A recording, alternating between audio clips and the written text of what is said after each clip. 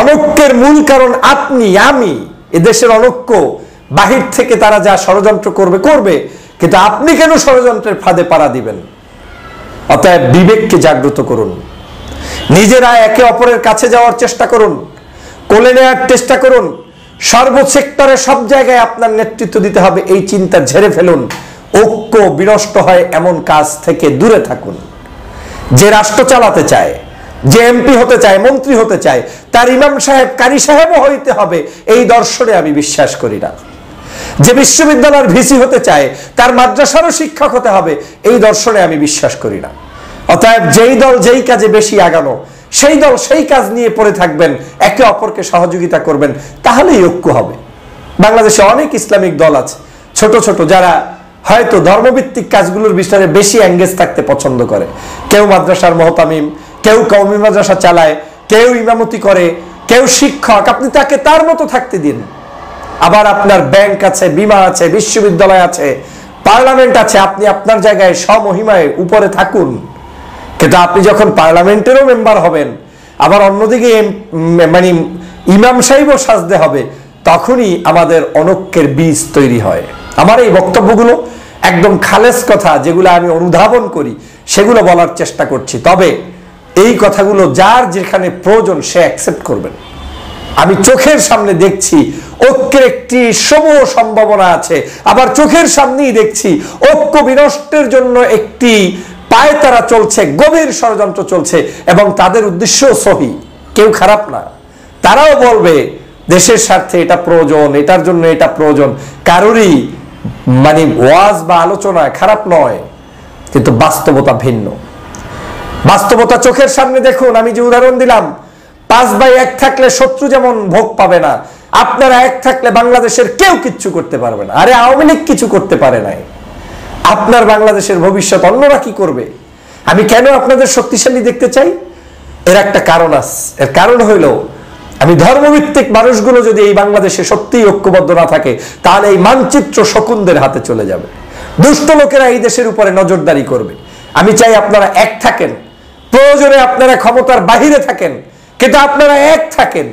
যদি আমরা একসাথে বসতে পারি, খেতে পারি, বিবাহের অনুষ্ঠানে দাওয়াত দিতে পারি, সাদা ব্যালট পেপারেও আপনি একত্রে কেন থাকতে পারবেন না? আপনাকে চিন্তা করুন, বিবেককে জাগ্রত করুন। দেশের এই সমস্যা থেকে উত্তরণের জন্য আপনারা এক থাকুন। আজকে যদি আলেমরা যথাসময়ে এক থাকতো, এই সাইদি সাহেবের ফাঁসি কেউ দিতে পারত না। ওই যে 13 জন শাহবাগ থেকে 11 জন মানুষকে হত্যা করেছে, কাউকে জেলে, কাউকে ফাঁসির মঞ্চে, কেউ ঠেকাতে তাদেরকে ফাঁসি দিতে পারতো না। কারণ আমরা যখন ফাঁসি হয় চিন্তা করেছি আমার লোক না, তো ফাঁসি হয় জামাতের।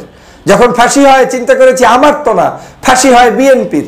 যখন ফাঁসি হয় কিংবা জেল হয়, আমার তো না, লোকটা হেফাজতের, লোকটা চরমনায়ের, লোকটা জামাতের। এই চিন্তা করতে করতে করতে করতে দেশটা ধ্বংস হয়ে যাচ্ছে। অতএব এখনো কি আপনার বিবেককে জাগ্রত করবেন না?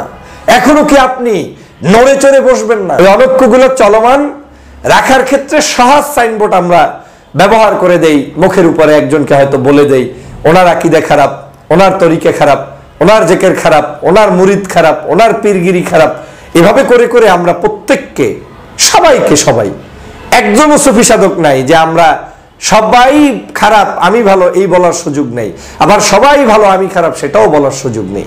তার মানে হচ্ছেটা কি, আমাদের ভিতরে এই যে একটি মতদ্বৈততা, এটা একটা চেপে বসা মতদ্বৈততা, এবং এখান থেকে যে ঝেড়ে সামনের দিকে এগিয়ে যাওয়ার একটা স্বপ্ন, সেই স্বপ্ন আমাদেরকে কেউ দেখায় না, আমরা নিজেরা দেখতেও পারি না।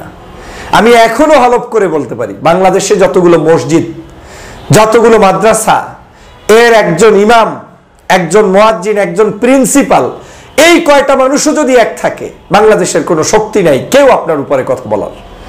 বাদ দেন তাদেরকে, বাংলাদেশের যে কয়টা রাজনৈতিক দল ইসলামিক আছেন, ওই রাজনৈতিক দলগুলোর আমির কিংবা সভাপতিরা যদি একসাথে লাইন দিয়ে 5 জনে চেয়ারে বসে আর হুঙ্কার দেয় এটা হবে, এটা হবে না, বাংলাদেশের কারো শক্তি নাই সেটা করবে। আমি এটা চ্যালেঞ্জ দিয়ে বললাম। স্বাধীনতার পর থেকে বাংলাদেশে কখনোই ধর্মভিত্তিক রাজনৈতিক দলগুলোর পূর্ণাঙ্গ ঐক্যবদ্ধ হওয়া সম্ভবপর হয়ে ওঠেনি। নির্বাচনের প্রাক্কালে বাংলাদেশের রাজনৈতিক অঙ্গনে বিভিন্ন ধরনের সমীকরণ শুরু হয়। স্বভাবতই নির্বাচনের বৈতরণী পার পাওয়ার জন্য বাংলাদেশের যে সকল বড় বড় রাজনৈতিক দল আছে তাদের কাছে ইসলামিক রাজনৈতিক দলগুলোর কদর বৃদ্ধি পেতে থাকে। যদিও বাংলাদেশি ইসলামপন্থী নাগরিকরা সবসময় অবহেলিত, ধর্মীয় মূল্যবোধের সংগঠনগুলোকে বাংলাদেশের রাষ্ট্র কাঠামোতে আনতে চায় না অনেকেই। তাদের সাথে দূরত্ব সম্পর্ক বজায় রাখলেই দেশি বিদেশি বিভিন্ন জায়গায় সম্পর্ক বৃদ্ধি হবে বলে এক ধরনের রেওয়াজ বাংলাদেশে চলমান আছে। কিন্তু নির্বাচন আসলে তখন এই সকল রেওয়াজ ভেঙে লোক দেখানো হোক কিংবা সামাজিকভাবে হোক, তারা সবাই মিলে একসাথে তাদেরকে টানাটানির শুরু করে দেয়। এই কার্যক্রম টানাটানির পরেও বাংলাদেশে আজ পর্যন্ত ইসলামপন্থীরা অনুভব করতে পারেনি যে তারা আসলে কতটা শক্তিশালী, তাদের আসলে পিছনে কতটা শক্তি রয়েছে, তাদেরকে জনগণ কেন টানাটানি করছে কিংবা রাজনৈতিক দল টানাটানি করছে। এই চিন্তাটা আজ পর্যন্ত আমাদের সকল ইসলামিক দলের মধ্যে এখনো বলবৎ হয়েছে বলে আমার মনে হচ্ছে না। যদি বলবৎই থাকতো তাহলে বাংলাদেশের জাতীয় ইস্যুতে যদি আজকের ইসলামপন্থী সকল রাজনৈতিক সংগঠনের নেতৃবৃন্দ এক এবং অভিন্ন থেকে ঐক্যবদ্ধ থাকতে পারত, তাহলে বাংলাদেশের যে কোনো শক্তি ইসলামপ্রিয় জনতার ধর্মভিত্তিক রাজনৈতিক দলগুলোর বিন্দুমাত্র ক্ষতি সাধন তো দূরের কথা, তাদের ব্যাপারে টুটা শব্দ পর্যন্ত উচ্চারণ করতে পারত না। কিন্তু বাংলাদেশে যে প্রবলেমটা সেটা হচ্ছে, বাংলাদেশে যেমন ধর্মভিত্তিক রাজনৈতিক দলগুলোকে বিভিন্ন সংগঠন ব্যবহার করতে চায়, পাশাপাশি দেশি বিদেশি একটি চক্র সবসময় এই আলেম ওলামা ইসলাম প্রিয় জনগণের মধ্যে অনৈক্য তৈরি করে রাখতে চায়। অনৈক্যের মধ্যে দেখবেন কথায় কথায় আমার টুপির কালার এরকম, তার টুপি এরকম, আমার জেকের আসতে আর একজনের জেকের জোরে, আমার আকীদায় এই সমস্যা, তার আকীদায় এই সমস্যা, আমার দর্শন এই, তার দর্শন এই। আমরা ইসলাম প্রিয় রাজনৈতিক দলগুলোর মধ্যে ঘুরে ফিরে সব কিছুতে গিয়ে ব্যক্তিগত জীবনের বিশ্বাসের জায়গাটাকে টেনে নিয়ে আসি।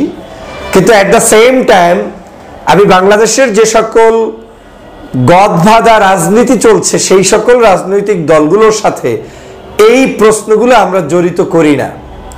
লোকটা নামাজ পড়ে নাই সে প্রশ্ন আমি করি না, লোকটা ইসলামের পথে বিন্দুমাত্র নাই সে প্রশ্ন আমি করি না, লোকটা সত্যিকারই ইসলাম বিদ্বেষী সে প্রশ্ন আমরা করি না, লোকটা চিন্তা চেতনায় ইসলাম বিদ্বেষী লালন করে পালন করে কিন্তু নির্বাচনের সময় টুপি মাথায় দেয়, আলহাজ লাগায়, সে চিন্তা আমরা করি না। আমরা করি আমার ভাইদের মধ্যে যে ব্যক্তি ইসলামিক দল দাবি করছে কিন্তু তার কিছু কিছু বিষয় আমার মতানৈক্য আছে, তাকে সেই মতানৈক্যের জালের ভিতরে আবদ্ধ করে তাকেই আমরা ঘুরে ফিরে একে অপরকে অ্যাটাক করে দূরে রাখার চেষ্টা করছি। এবং এই সুযোগই ধর্মভিত্তিক রাজনৈতিক দলগুলোর এই যে অনৈক্যের সুযোগটা, এই সুযোগটাকেই ব্যবহার করে দেশে বিদেশে বিভিন্ন চক্ররা তাদের সকল প্রচেষ্টা অব্যাহত রাখছে এবং এই ধর্মভিত্তিক মানুষগুলোকে ইউনাইটেড হতে দিচ্ছে না, তাদেরকে একে অপরের পিছনে লাগিয়ে রাখছে। তা আপনি নিজেই জানেন যে আপনারা সংসারে 5 ভাই, যদি এক থাকেন পাশের ঘরের কেউ এসে আপনাকে আঘাত করতে পারবে না, আর পারলেও তাকে ওখান থেকে হয় আঘাত খেয়ে যেতে হবে, না হয় একটা রফা দফা হয়ে যাবে। আর যখন 5 ভাই 5 ভাইকে নিয়ে ব্যস্ত থাকবেন, পাশের বাড়ির দুষ্ট লোকটা আপনার উপরে আক্রমণ করবে, আপনারা পরাস্ত হবেন। আজকে এক ভাই হবে, কালকে আর এক ভাই হবে, পরশু আর এক ভাই হবে, এভাবে করে 5 ভাই ধ্বংস হয়ে যাবেন। বাংলাদেশের প্রেক্ষাপটে যেটা হয়েছে, এদেশের আলেমরা সর্ব অবস্থায় নির্যাতিত, সর্ব অবস্থায় কেউ না কেউ, আজকে অমুকে কালকে আর একজনে, আজকে আপনার সুদিন আর একদিন আর একজনের কুদিন, যেদিন তার কুদিন সেদিন আপনার সুদিন, যেদিন তার সুদিন সেদিন তার কুদিন। তো লাভ কি হচ্ছে? আলটিমেটলি সর্বসময়ই আলেমদের এই শ্রেণীটা, ধর্মভিত্তিক দলগুলোর মানুষগুলো কারো না কারো কাছে নিষ্পেষিত, নির্যাতিত, নিপীড়িত এবং তারা ডিস্ট্রয় হয়ে যাচ্ছে দিন দিন। আজকে যদি আমরা উদারতার জায়গায় এটা সেট করতে পারতাম যে বাংলাদেশের বড় বড় রাজনৈতিক দলগুলোর মার্কা, একজনের মার্কা নৌকা, একজনের মার্কা ধানের শীষ, এই একই মার্কার মতো বাংলাদেশের আমার কাছে আরেকটা মার্কা, সেটা ধর্মভিত্তিক যে রাজনৈতিক দলগুলো আছে তাদের কোনো মার্কা, অন্য কোনো মার্কা, এটাকে যদি মার্কা বেইজেও আমরা নিয়ে আসতে পারতাম, তাহলেও আমাদের ইউনিটিটা খুব দ্রুত হয়ে যেত, যে আমি তো কাউকে না কাউকে ভোট দেই, তো যে লোকটা আদৌ ধর্মই পালন করে না তাকেও আমরা অনেক সময় ভোট দিয়ে বসি, আর যে লোকটার মধ্যে ধর্মের কিছু ভুল টুল আপনার দৃষ্টিতে আমার দৃষ্টিতে আছে তাকে আমি ওই কারণে দূরে রেখে ঠেলে রাখি, এটা তো তার উপর ওয়ান কাইন্ড অফ জুলুম হয়ে যাচ্ছে। এবং ইউনিটির ক্ষেত্রে আমি কাজ করতে গিয়ে এই জিনিসগুলো অনুধাবন করতে সক্ষম হয়েছি যে আমাদের ভিতরে বৃহত্তর মানসিকতা না থাকার কারণে, আমরা একে অপরকে কাছে টানার মানসিকতা না থাকার কারণে, ছাড় দেওয়ার মানসিকতা না থাকার কারণে, এবং সিমিলার বিলিফ করি বিধায় ওই জায়গাগুলোতে আমার আধিপত্যকে বিস্তারিত করতে আমি চাই বিধায় সেই জায়গায় অন্য কিছু উঠুক সেটা না চাওয়ার কারণে এই অনৈক্যগুলো এখন চলমান রয়েছে।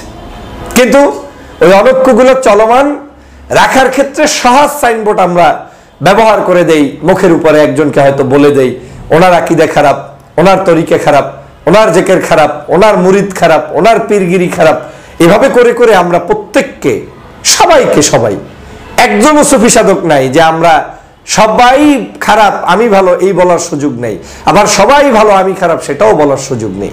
তার মানে হচ্ছেটা কি, আমাদের ভিতরে এই যে একটি মতদ্বৈততা, এটা একটা চেপে বসা মতদ্বৈততা, এবং এখান থেকে যে ঝেড়ে সামনের দিকে এগিয়ে যাওয়ার একটা স্বপ্ন, সেই স্বপ্ন আমাদেরকে কেউ দেখায় না, আমরা নিজেরা দেখতেও পারি না।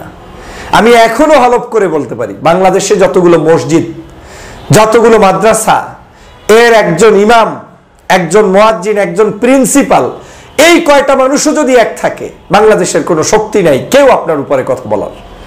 বাদ দেন তাদেরকে, বাংলাদেশের যে কয়টা রাজনৈতিক দল ইসলামিক আছেন, ওই রাজনৈতিক দলগুলোর আমির কিংবা সভাপতিরা যদি একসাথে লাইন দিয়ে 5 জনে চেয়ারে বসে আর হুঙ্কার দেয় এটা হবে এটা হবে না, বাংলাদেশের কারো শক্তি নাই সেটা করবে, আমি এটা চ্যালেঞ্জ দিয়ে বললাম।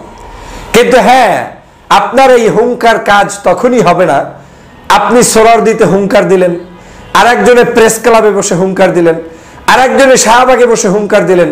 এই হুঙ্কার গুলো যখন 3টি জায়গায় বসে দিচ্ছেন, ওরা জানে যে এই 3 জনের সাথে এক নাই, একজন না একজনের বিরোধিতা আর একজনে করবে, অতএব কারোটাই যদি আমরা না শুনি কিচ্ছু যায় আসে না, ওরা ওদের নিজেদের মধ্যেই দ্বন্দ্বে লিপ্ত থাকবে। আর এই কারণেই আজকের আলেম সমাজের এই মতবিরোধের কারণে দেশে আমি মনে করি এই আলেম সমাজের পার্টিগুলোকে প্রত্যেকেই ব্যবহার করার চেষ্টা করছে। দেখেন একটু, আজকে আমি আপনার পক্ষে একটু ওয়াজ করে দিব, সাথে সাথে আপনাকে নিয়ে অ্যাপ্রিশিয়েট ফেসবুকে বন্যা বসে যাবে। আমি আপনার পক্ষে না, একটু নিউট্রাল কিছু কথা বলতে গিয়েছি যেটা আপনার পিছনে বেঁধেছে, গাড়ে বেঁধেছে, গায়ে পড়েছে, সাথে সাথে আমি কিন্তু আপনাকে তুলোধনা করতে ভুলছি না। এবং আপনার পক্ষে না বলার কারণে আমি ভিন্ন মতাদর্শের আমার মাইক টেনে নেওয়া হচ্ছে, মাহফিল করতে দেওয়া হচ্ছে না। এর অর্থটাই হচ্ছে এই দেশে আপনি ইউনিটি না থাকার কারণে, ঐক্যবদ্ধ না থাকার কারণে অমুকের মাইক টেনে নিয়েছে, উনি তো তাবলিগ করে, সমস্যা কি, উনি তো তাবলিগ তাই ওনারটা জায়েজ। অমুকের মাইক বন্ধ হয়েছে, উনি তো পীর সাহেবের মুরিদ, ওনার মাইক বন্ধ হয়েছে, তাতে আমার কি? এই যে আমার কি, অনেকে রাস্তায় মাইর খেয়েছে, লোকটা তো জামাত করে, এ তো মৌদুদি বাদ, এ তো খারেজি হয়ে গেছে, এ তো শেষ, তার সাথে আমার কাজটা কি? এই যে তাকে আপনার মারাটা জায়েজ করে দিলেন, পীর সাহেবের বিরুদ্ধে রুচ্ছকচ্ছা রটিয়ে তাকে মুরিদগিরি করা বন্ধ করে দিলেন, এদিকে তাবলিগের কাজকে হারাম মনে করে অনেকে যাওয়া বন্ধ করে দিলেন। এই না যাওয়ার কারণগুলোকে অ্যানালাইসিস করে আপনার বিরোধী শক্তিগুলো সব লিপিবদ্ধ করে বাংলাদেশে আপনাদেরকে এক টেবিলে বসতে দিচ্ছে না, দিবে না, দিচ্ছে না। এখন তাহলে উপায় কি? আমি বাংলাদেশের বর্তমান সময়ের এই ধর্মভিত্তিক মানুষদের বিভিন্ন কাজে উৎসাহ বোধ করি।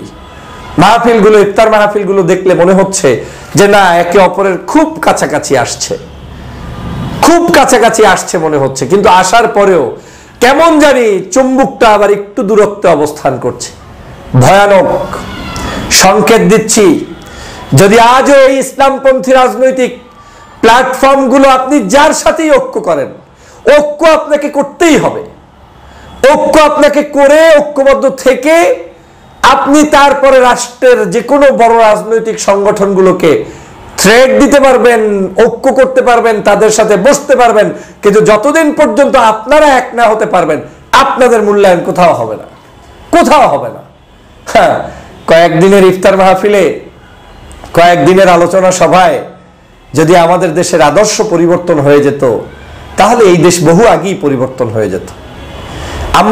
আমি এখনো বলছি, নির্বাচনের বছর চলছে, আগামীর বছরে দেখবেন এই এখন যে উচ্ছ্বাস, নির্বাচনের পরের বছরে এই উচ্ছ্বাসটাও থাকবে না। এখন তো অনেকে ডেকে ইফতার করায়, ভালোবাসে, এই কয়েকদিন পর সেটা পাবেন না। এটা বাস্তবতা, এটা বাংলাদেশ। আমার এই সত্য কথাগুলো তিতা লাগবে অনেকের কাছে, কিন্তু একটু গবেষণা করে দেখবেন। আমরা প্রয়োজনের বাহিরে বিন্দুমাত্র কাজ করতে পছন্দ করি না। আমাদের প্রয়োজন শেষ, কাজও শেষ। সে কারণে আমি আপনাদেরকে যেহেতু পছন্দ করি, ধর্মভিত্তিক দলগুলোর ঐক্যবদ্ধ হওয়ার বিকল্প আমি দেখি না।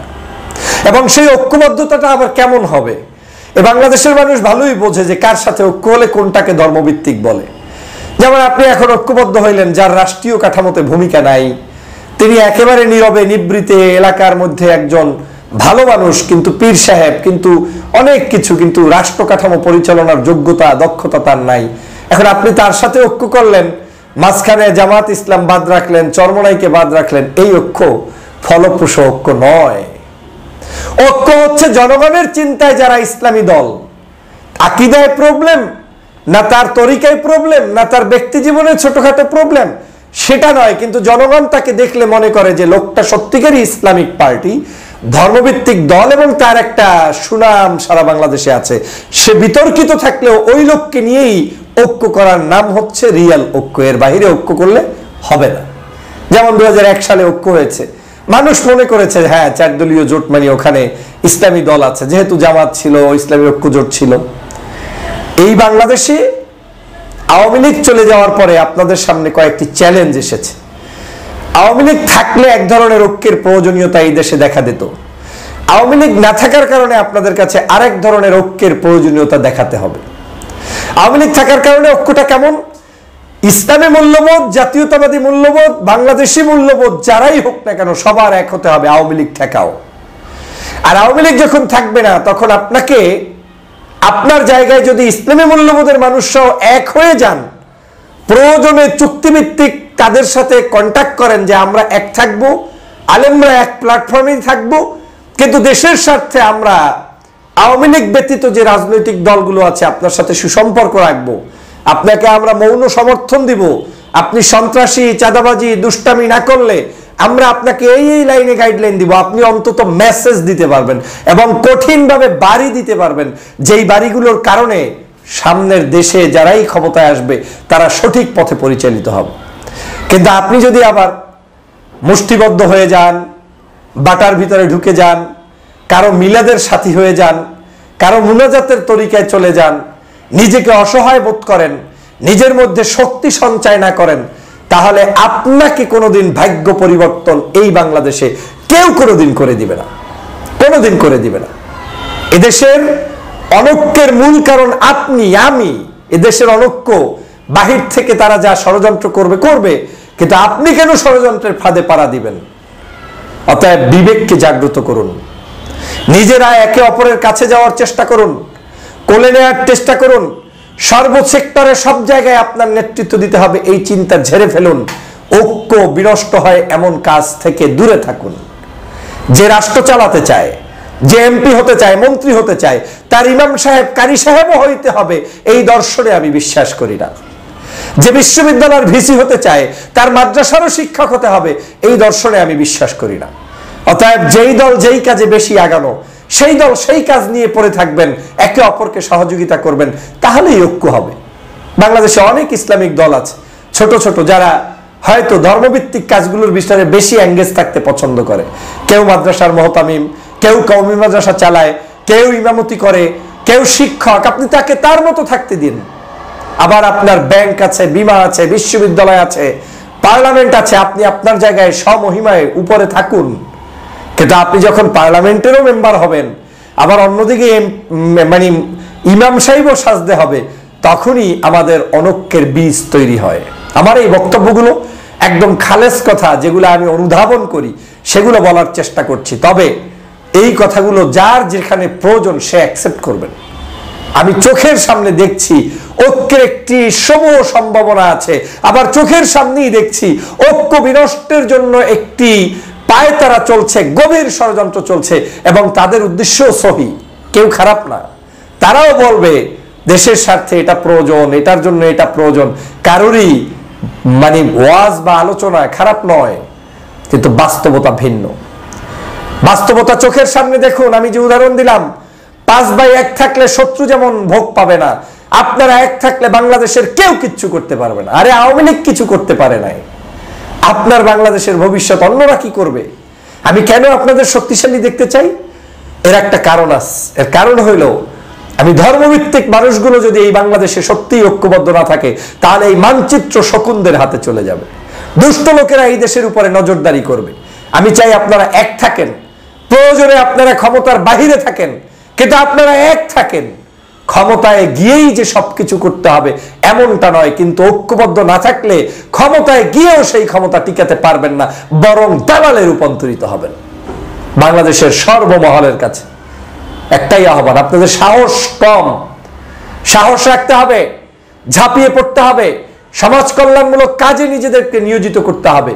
আমার খুব ভালো লাগছে আপনাদের বিভিন্ন রাজনৈতিক দল এখন বিভিন্ন জায়গায় হেলিকপ্টারে গিয়ে, গাড়িতে গিয়ে, বাসে গিয়ে আপনারা সাহায্য সহযোগিতা করছেন। এক দল আর এক দল ইফতারের মাহফিলে যাচ্ছেন, এটা খুবই গুরুত্বপূর্ণ ছিল। যদি আমরা একসাথে বসতে পারি, খেতে পারি, বিবাহের অনুষ্ঠানে দাওয়াত দিতে পারি, সাদা ব্যালট পেপারেও আপনি একত্রে কেন থাকতে পারবেন না? আপনাকে চিন্তা করুন, বিবেককে জাগ্রত করুন, দেশের এই সমস্যা থেকে উত্তরণের জন্য আপনারা এক থাকুন। আজকে যদি আলেমরা যথাসময়ে এক থাকতো, এই সাইদি সাহেবের ফাঁসি কেউ দিতে পারত না। ওই যে 13 জন শাহবাগ থেকে 11 জন মানুষকে হত্যা করেছে, কাউকে জেলে, কাউকে ফাঁসির মঞ্চে, কেউ ঠেকাতে তাদেরকে ফাঁসি দিতে পারতো না। কারণ আমরা যখন ফাঁসি হয় চিন্তা করেছি আমার লোক না, তো ফাঁসি হয় জামাতের। যখন ফাঁসি হয় চিন্তা করেছি আমার তো না, ফাঁসি হয় বিএনপির।